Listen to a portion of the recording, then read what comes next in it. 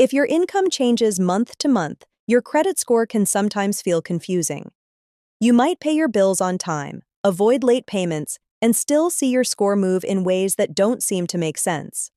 That frustration is common, not because you're doing something wrong, but because credit scoring systems were built around predictable income. In this video, we're breaking down how credit scores actually work when your income isn't consistent, what matters, what doesn't, and why income itself isn't as important as people think. A credit score doesn't measure how much money you make. It measures patterns, how you use credit, how consistently you manage balances, and how predictable your behavior looks over time. That's an important distinction, because someone with irregular income can have excellent credit, and someone with a steady paycheck can struggle. The system doesn't care where your money comes from. It cares how your credit behaves. Let's start with the biggest misconception. Income is not a direct factor in your credit score. Your credit report doesn't list your paycheck amount. It doesn't know if you're paid weekly, monthly, or randomly. What it does see is how your accounts move: balances, payments, utilization, and time. For people with irregular income, that movement can look less stable even when you're being responsible. That's where confusion starts. One of the biggest factors in your credit score is payment history. This is the simplest part. If you pay on time, you're doing well here. Income changes don't matter as long as payments are made by the due date. But the next factor is where irregular income often shows up: credit utilization. Utilization is the percentage of your available credit that you're using. If your balance rises during a slower month and falls during a good month, your utilization moves. And when utilization moves, your score can move with it. That doesn't mean you're failing. It means the system is reacting to short-term snapshots. Credit scores don't average behavior. They look at specific moments in time.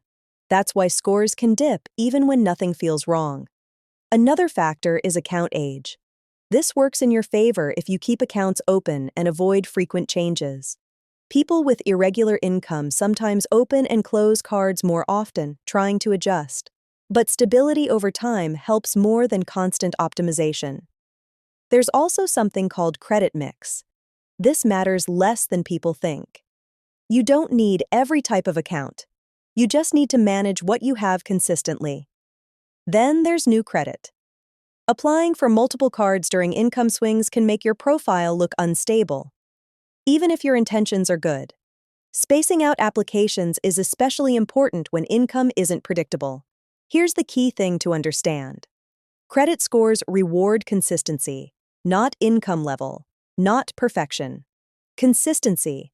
That's why irregular income can feel like a disadvantage, not because it's bad, but because it introduces variability. The solution isn't to force stability, it's to manage the variability. That means paying early when possible, keeping utilization lower during good months to create buffer, and avoiding unnecessary changes during slower periods. Credit systems respond best to calm behavior, even when income isn't calm. The goal isn't to freeze your score. Scores move. The goal is to avoid sharp swings that trigger reactions. That's how you protect your credit without needing a fixed paycheck. If your income changes month to month, traditional credit advice can feel disconnected because it assumes everything stays the same. Real life doesn't work that way. Understanding how credit scores actually respond to irregular income gives you control. Not over every number, but over the system as a whole. I'm creating a flexible money system that explains how to manage credit and cash flow when income isn't predictable. Thanks for watching, and welcome to the Irregular Income Economy.